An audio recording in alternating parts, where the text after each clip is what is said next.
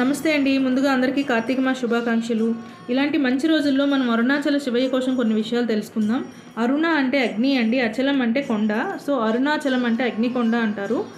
So ఇక్కడ పంచభూతాలు మనకు తెలిసే ఉంటుంది. గాలి, నీరు, నేల, నిప్పు అండ్ ఆకాశం.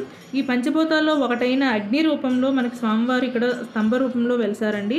సో అందుకే ఇక్కడ అరుణాచలం అనే పేరు వచ్చిందనమాట. సో మనకి అరుణాచలంలో 9 గోపురాలు అండ్ 6 ప్రాకారాలు ఉంటాయండి గుడిలో. ఈ 9లో మెయిన్ గోపురాలు 4 అనమాట. తూర్పు, పడమర, ఉత్తర, దక్షిణాల్లో ఉంటాయి.